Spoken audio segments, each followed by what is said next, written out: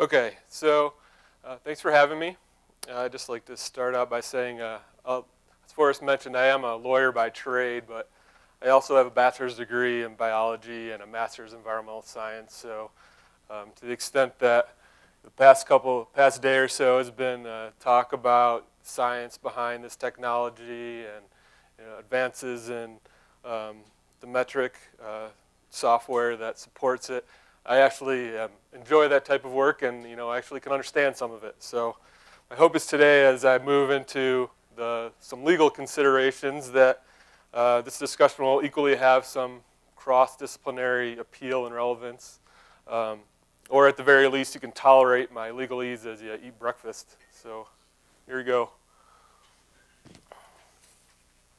So as an overview today, I'll start by mentioning a few areas where remote sensing, ET, may be relevant in legal proceedings. I know you talked about a few of that yesterday, but I'll touch on a few places where I've had experience and seen it been applied.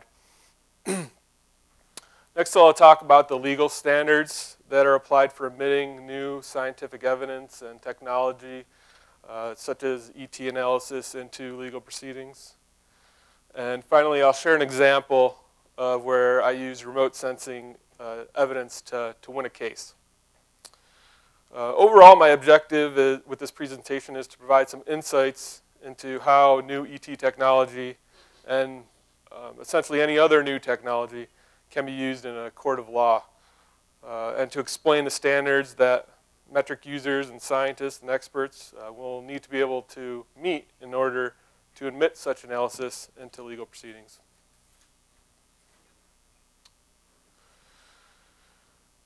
So again, yesterday you heard some potential applications for this new technology. I won't rehash all of them, or even most of them, but I'd like to mention a few areas that I've seen work with other remote sensing technologies and I think can be applied with this new ET information. For example, in water rights licensing challenges, when licensees are securing new water rights, one of the fundamental questions that they must answer is the extent of their beneficial use. For irrigated agriculture, that means licensee must show how many acres they were irrigated and potentially when and where. So remote sensing information can help administrators determine the extent of beneficial use and thus how much water a licensee is entitled to. Similar applications arise in water rights adjudications and delivery calls. Later in this discussion, I will discuss an example of how remote sensing data was used in the litigation context in a water rights adjudication. And following my presentation, Bill Kramer and Judge Schroeder will discuss an example of where ET technology was applied and it played an important role in a water right delivery case. Right here in Idaho.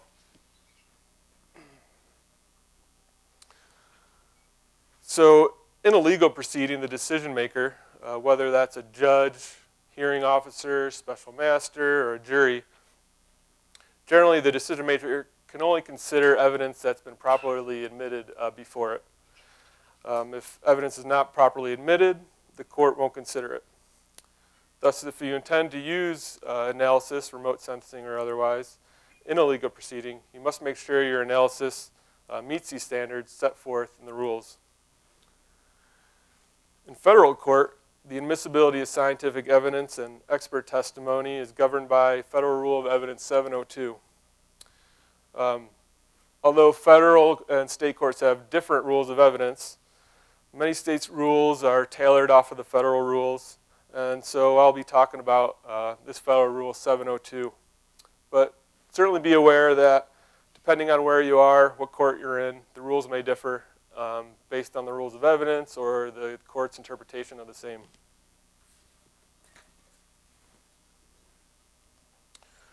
Pursuant to Rule 702, the courts act as a gatekeeper that's responsible for excluding what they consider unreliable or unhelpful scientific analysis and opinions. Rule 702 provides some general standards that the court must meet or that the proponents of the analysis must meet to assess the reliability and helpfulness of that data, which may be omitted if The expert's scientific, technical, or other specialized knowledge will help the trier of fact understand the evidence or determine a fact at issue. Whether that evidence and analysis is based on sufficient facts or data, is a product of reliable principles and methods, and the expert has reasonably applied those principles to the facts in this case. So those are your general standards that must be met in order to get your analysis before the court. However, these standards are sort of 10,000-foot level, and the courts have said that there are other standards that a court can consider in making more fact-based decisions in any particular case. And those standards for the admissibility of scientific evidence and expert testimony have been referred to as the Daubert standards. These standards arise out of a U.S. Supreme Court case, Daubert versus Merrill Dow Pharmaceuticals in 1993. And the Supreme Court there set forth a non-exclusive list of standards that courts may use in assessing the reliability of scientific expert testimony. These factors include whether the expert's technique or theory can be used or has been tested. That is, whether the expert's theory can be challenged in some objective sense, or whether it has instead simply is a subjective conclusory approach that cannot reasonably be assessed for reliability. Essentially, there's got to be something behind the analysis. Another factor is whether the technique or theory has been subject to peer review and publication. Another factor is whether there are known or potential rate of error with the technique and theory when applied, and the existence and maintenance of standards and controls. Finally, the court will also consider whether the theory is generally accepted in the relevant scientific community. Now, reliability questions may concern the expert's data, the method, or its application.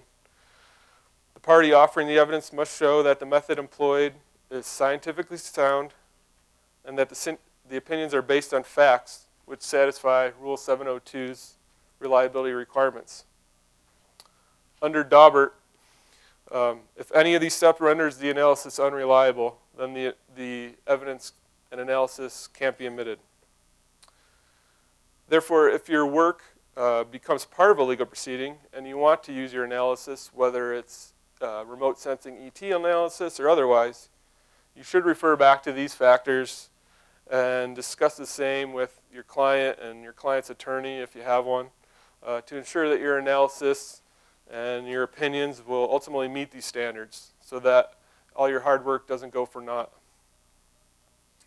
Because if your analysis doesn't meet these standards, your conclusions and evidence may not be admissible and they may not be considered in a legal proceeding. So I tried to find a good example of where the science behind remote sensing ET technology has been challenged. And I couldn't find one directly on point other than the delivery call that Bill's going to talk about later. And that was a little different context. But I thought what I would do is I'd share an example of a case that I worked on when I was with the Idaho Attorney General's office, that although it didn't include remote sensing ET technology, it did involve other remote sensing evidence. And the example provides some helpful lessons that can be applied to the admissibility and use of remote sensing ET technology in legal proceedings.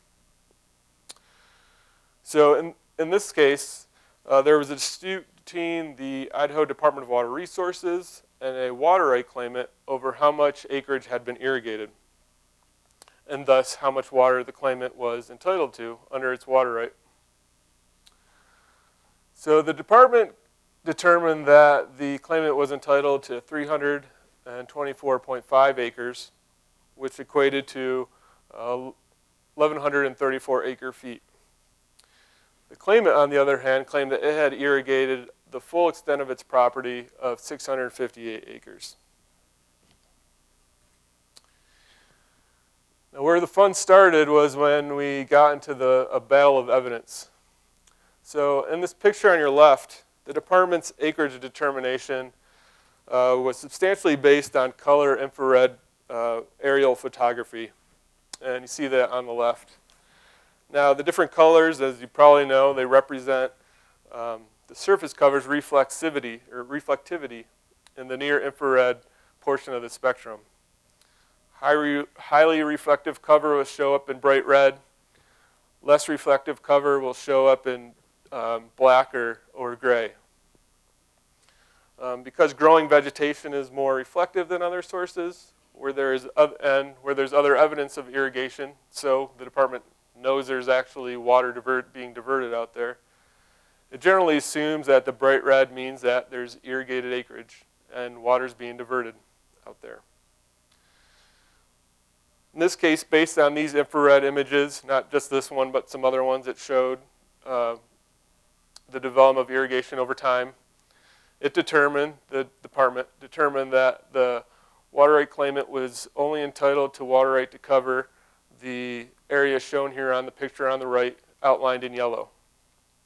And so what you can see is that it's only about a half or a third of the property that the claimant actually owns. And you can see some of those ditches out there.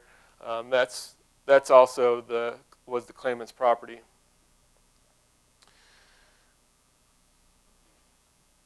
So of course, because the claimant actually, or in fact, had done some work out there, it disagreed with the department's conclusion. And so in support, the claimant offered testimony from its farm workers and the owner that showed that, or basically testified to the fact that it had been out there, it had dug some ditches, and certainly it did, the claimant and the farm workers, and that they had spread water over the entirety of the property. And that's essentially what amounted to their case, was this personal accounts of the farm workers.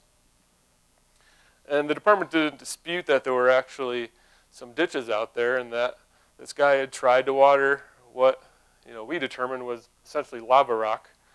But the department thought that either one, they didn't accomplish what they were trying to do, and either two, that it simply was a waste of time.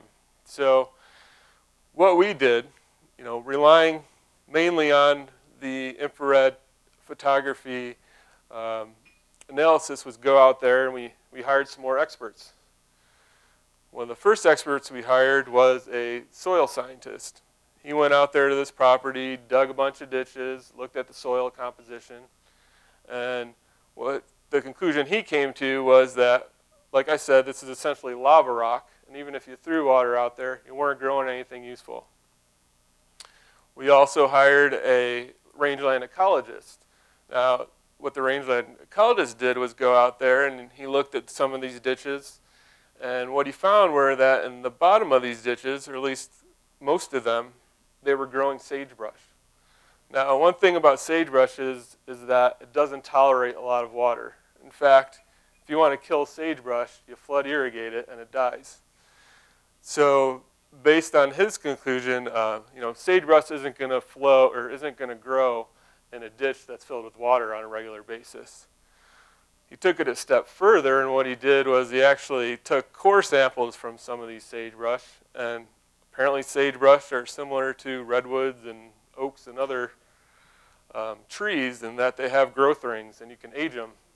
And what he found was that some of these sagebrush in the bottom of these ditches that the claimant had claimed they'd been using all these years were 25, 30, 40 years old.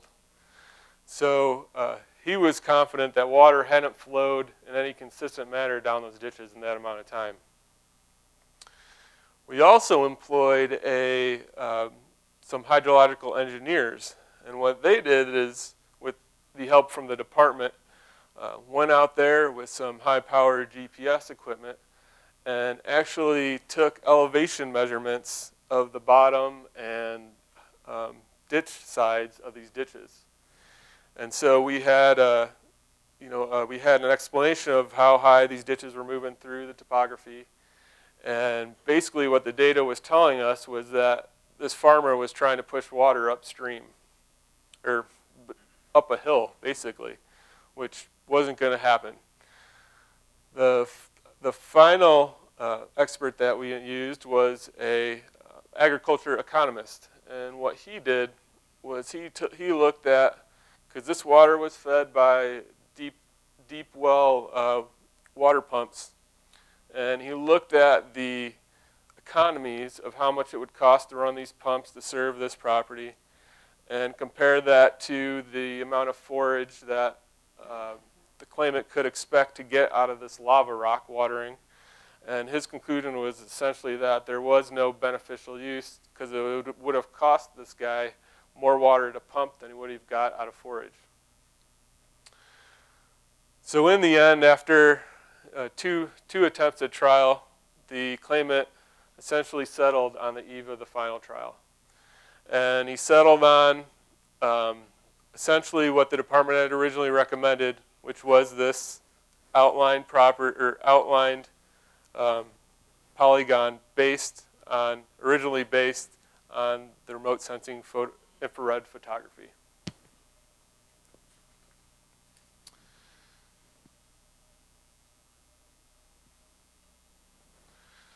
So, that's not what I want to do.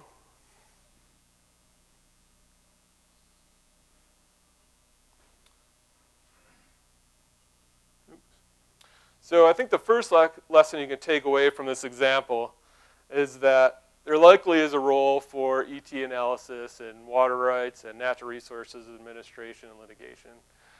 Infrared technology, photography technology is just one example, and I think ET can just build on that and provide another arrow in the quiver of administrators, but also claimants that are looking to make their case. The second lesson I think that comes from this example is that if you are involved with litigation, where you intend to rely on remote sensing data, ET analysis, any type of evidence, you have to realize that that analysis isn't going to be the end-all, be-all of the case. Be prepared to support your case with other evidence, like we did in that example. We had other experts come out, support the remote sensing photography conclusions we had from the department. And be prepared to have your experts testify regarding the same. And just as a matter of litigation, even if you do have expert analysis, often what will happen is you'll have dueling experts who are looking at the same data, but maybe applying different analysis, may have different conclusions, and it'll become a battle of one expert versus the other.